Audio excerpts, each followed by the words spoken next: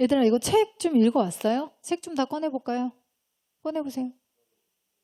맞아요. 구하기 힘들어요. 꺼내보세요. 이거를 지금 갖고 오지 않았다는 얘기, 읽어오지 않았다는 얘기와 약간 좀 동일한 그런 느낌일 것 같아서. 그죠? 아, 이거 더워지네. 아, 추워? 이렇게 덥냐? 니네 숙제를 안 해오니까 되게 확 더워져. 응? 음, 자, 알겠습니다. 여기 읽으신 분들에 한해서요, 서로 읽고 난 다음에 선생님이 뭐 하라 그랬냐면, 조금 요거는 재밌었다 하는 어떤 깨달은 점이나 알게 된 점에 대해서 또는 궁금한 거에 대해서 좀, 하나씩 좀 얘기를 해보자 그랬는데, 준영이는 읽으면서 어떤 부분이 좀 재밌었어? 오늘 빌렸어. 오늘 빌려서 읽은 부분이 있을 거 아니야? 음, 음, 음. 근데 괜찮아. 얘기 안 중요해도 돼. 음. 아, 그 부분만 읽었어? 응. 아, 결국은, 그러니까는 앞에 부분은 중요하지 않은 것 같아서 띄워놓고 양자역학이나 상대성 이런 부분 보려고 했지만 결국은 어려워서 잘 모르겠다. 알겠습니다. 저기 정연이는 몇 페이지? 그 모세관 현상에 대해서 좀 설명을 해주자면? 그치? 그렇지, 그렇지. 음, 그게 재밌었다. 음, 저런 게 있기 때문에 뭐가 되는 거냐면 나무가 되게 키가 많이 클 수 있는 거죠. 물의 성질 때문에, 물의 인력 때문에 나무가 그렇게 되게 키가 클 수 있는 거예요. 자, 선생님은, 네. 아, 이 책은 윌터 아이잭슨이라는 뉴욕타임즈 편집장이 쓴 건데요. 네. 동시대는 아니에요. 네. 아, 그래, 어떤 부분이? 아, 그건 왜 그러냐면, 여기 서문을 보시면, 그러니까 제가 이 책을 고른 이유 자체가 뭐냐면, 밀턴 아이잭슨이라는 이 사람이 뉴욕 타임즈지의 편집장인데, 타임즈지를 모르는 사람은 없겠죠. 그지? 그럼 거기에 편집장이면 그 기자들 중에 짱이라는 얘기예요. 편집장은. 그러면 필력이 좋을까, 안 좋을까? 좋겠지. 여러분들 이 책을 읽어보신 분들은 알겠지만, 글이 굉장히 잘 써져 있다는 느낌을 받으셨나요? 전 되게 받았거든요. 글을 되게 잘 써놨어요. 글로서 먹고 사는 직업을 하는 편집장의 위치에 있는 사람이기 때문에 이 정도로 글을 쓸 수 있다고 생각을 하거든요. 그리고 또 하나는 이 사람이 아인슈타인을 막 따라다니거나 보거나 이랬다기보다는 아인슈타인의 과학적인 이론은 그 시대에 저명한 과학자들, 그 이후에 있었던, 그러니까 아인슈타인이랑 동시대라기보다는 아인슈타인 이후의 사람으로 봐야 되겠죠? 정확한 뭐 연도를 알기보다는 아인슈타인이 어쨌든 죽고 난 다음에 그 다음에 이제 지어진 글이니까. 그래서 근데 내가 왜 이걸 단언하지 못하겠냐면, 이 사람이 어렸을 때하고 이 사람, 아인슈타인이 이제 살아있을 때하고 겹쳐질 수 있으니까 내가 뭐 동시대다 아니다, 뭐 겹친 적이 있다 없다라고 이제 연도까지 이 저자의 연도나 뭐 이런 것까지 다 외우고 있지 못하니까 뭐라고 말을 못하겠지만 어찌됐든 아인슈타인이 죽고 난 다음에 이 사람이 커서 쓴 거긴 해요. 근데 어떻게 이걸 알고 있냐면 이 사람이 앞에 내용을 보면 아인슈타인의 그런 게 있어. 기록 보관소 같은 게 있거든요. 아인슈타인을 아카이빙 해놓은 기록 보관소 같은 데들도 존재를 해. 그러니까 그런 어떤 편지들, 아인슈타인이 썼던 편지들이나 그 아인슈타인 주변에서 아인슈타인을 이야기했던 인터뷰지라든지 아니면 아인슈타인이 남긴 뭐 글이라든지 이 모든 것들을 논문이라든지 이 모든 거를 다 참고를 해가지고 썼고 그리고 이 책이 또 좋은 점은 뭐냐면 우리는 아인슈타인의 특수상대성, 일반상대성 이론을 이해해야 되는데 저는 이과가 아니라 비이과생이란 말이에요. 근데 뉴욕타임즈 기자면 이 사람은 이과일까 문과일까? 문과겠죠. 그러면 비이과생이 아인슈타인의 특수상대성, 일반상대성 이론을 이해해서 이 글을 써야 돼요. 그러면 나는 이과생들의 입장이 아니라 좀 비이과생의 입장에서 글을 굉장히 잘 쓰고 똑똑한 사람이 이거에 대해서 풀어서 써놓은 책이 우리에게 굉장히 많은 도움이 된다고 생각해요. 그래서 여러분들이 이 책을 보기에 되게 좋은 거고, 아인슈타인에 대해서 되게 이 사람의 생애에 대해서 되게 잘 아는 이유는 아인슈타인의 삶을 기록해 놓은 기록들을 굉장히 열심히 가서 보고 수집을 했기 때문이라고 이야기를 해드릴 수가 있겠어요.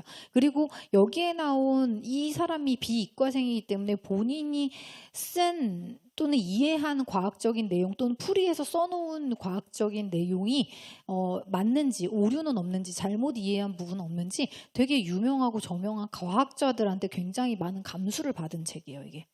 네. 그래서 여러분들이 되게 믿고 봐도 무방하겠다라고 생각을 해서 이 책을 선정을 하게 됐고, 책 자체가 삶과 우주잖아요. 아인슈타인의 삶에만 포커스를 맞춘 것도 아니고 아인슈타인의 그 과학적인 내용에만 포커스를 맞춘 책도 아니에요. 이 두 개가 다 같이 있는 책이라서 여러분들이 읽을 때 굉장히 아인슈타인의 어떤 삶과 과학사의 어떤 흐름과 맥락 속에서 아인슈타인이 이런 것들을 발견해내었나를 정말 잘 이해할 수 있는 책이라고 생각했어요. 왜냐하면 아인슈타인 하면 시중에 책이 되게 많은데 아인슈타인의 삶에 대해서 이야기하는 책도 있고요.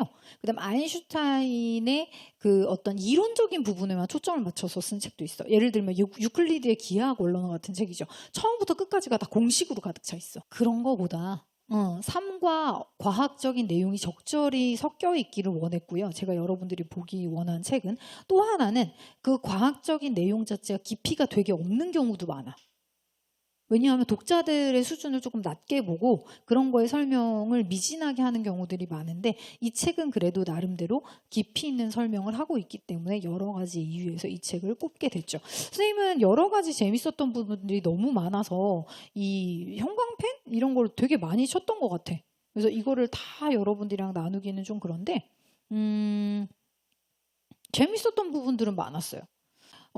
되게 여러 가지가 많았는데 아인슈타인이 이렇게 훌륭한 되게 대단한 발견을 했었던 이유는 아인슈타인의 끈질긴 어떤 포기를 모르는 집념과도 관련이 있다고 생각을 했어요. 그래서 선생님이 여러분들한테 항상 얘기를 할 때 포기하는 게 가장 나쁜 거라고 이야기를 하잖아요. 아인슈타인도 그랬거든요. 그래서 여러분들이 어떤 글을 접하든 뭘 하든 그 포기하지 마시고 끝까지 도전하고 트라이하는 게 정말 중요하고, 그리고 아인슈타인도 여기서 보면 어떤 게 있냐면 어떤 하나에 대한 이해를 하는데 되게 골몰을 해서 거기에 대해서 깊이 있게 되게 파고들거든요. 그러니까 우리 학원에서 선생님이 하는 공부 방식과 같은 방식으로 아인슈타인이 사고해요. 이 책을 읽어보면. 그래서 이 책을 읽으면 왜 선생님이 여러분들을 그렇게 교육하는지 그 교육 방법에 대한 이해도 또 더 잘 되지 않을까, 그런 생각도 또 들었어요. 그래서 여러분들이 어쨌든 이 책을 꼭 일독하기를 바라고 그렇습니다. 그리고 이걸 일독하는 이유는 뭐냐면 여러분들 이거 한 번 풀면 이해가 다 돼요? 이거 그냥 짧은 지문 하나 풀면 상대성 이론에 대해서 여러분들이 체득하시냐고요? 못하지 않아요? 근데 있잖아. 이거를 이렇게 두꺼운 책으로 계속 본다고 생각해 보세요. 그러면 이렇게 아주 짧은 글로 짧은 요 단편적인 요만큼 이거잖아요. 사실 이거는 한 페이지도 안 돼. 그죠? 요만큼이야. 반 페이지도 안 돼요. 반 페이지도 안 되는 요지문 봐놓고 내가 상대성 이론을 내 걸로 만들었다? 불가능하죠. 여러분들이 공부를 하는 이유가 뭐예요? 책을 왜 읽으라고 해? 왜 선생님이 맨날 책 읽으라 그래요? 그냥 이거 써머리 해가지고 선생님이 읽으신 거 내용 이를 블라블라 한 거예요 하고 난 다음에 저희한테 알려주시면 안 돼요? 공부할 때 여러분들 인생을 살 때 제일 여러분들이 생각해야 되는 게 뭐냐면 내가 되게 좋아하는 말인데 no pain no gain이에요. 이게 무슨 말이랑 상통하는 줄 알아요? 공짜는 없다 세상에. 세상에 공짜는 없어요. 여러분들이 이 책을 읽는 괴로움이 여러분들한테 없다면 여러분들의 실력 향상이나 그 내용의 지식을 여러분들 걸로 만드는 것도 안 된다는 얘기예요. 내가 이런 거야 라고 툭 던져줄 수는 있겠지. 그리고 기억이 잘 날까? 안 나죠. 나는 두꺼운 책을 왜 좋아하냐면 같은 내용이 죽어라고 반복돼서 참 좋아. 학습은 반복이거든요. 반복하지 않으면 학습되지 않아요. 이 두꺼운 책에서 계속 그 내용만 반복을 하는 거야. 그러면 내가 이렇게 짧은 요만한 걸로 하나 보는 거하고 이거랑은 정말 큰 차이가 있겠죠.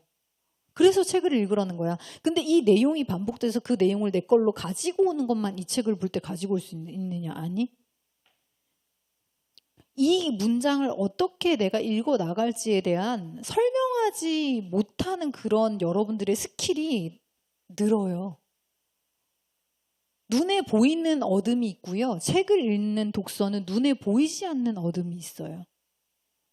얻는 것들이 단순히 이 지식만을 내 머릿속에 집어넣는 어둠을 얻는 게 아니야. 읽으면서 나도 모르는 독해의 스킬이 그냥 자라난다고요. 그래서 우리는 독서를 해야 돼요. 우리의 목표는 뭐다? 수능 국어장에 가서 어려운 내용이 나왔을 때 그 내용을 빠르고 정확하게 풀어내고 이해하는 게 필요한데 그거를 하려면 이 쪽글을 그냥 한번 정리한다고 되겠냐고요. 이 쪽글을 이해도 못하는데 그걸 정리해서 무슨 그게 내 거가 될 거야? 그렇죠? 그렇습니다. 선생님 그러면 이게 뭐 과학 시간이에요? 국어 시간이에요? 그걸 나한테 따질 게 아니라 교육부에게 따져야죠. 수능을 만드는 사람들한테 따져야지. 그거를 우리가 따져봤자 소용이 없어. 왜? 나한테 따지면 뭐해? 이 성격 자체가 그래서 이거를 푸는데 내가 하는 건 뭐냐면 수능 국어를 잘 푸는 방법을 제시하는 거지. 이게 선생님 그럼 과학 시간이에요? 지금 뭐 철학과예요? 여기가 뭐 물리학과예요? 뭐예요? 라고 따져봤자 소용이 없다니까? 그냥 국어 수능 국어 문제가 나오는 걸 어떻게 내가 수능 국어 문제 내는 게 아닌데.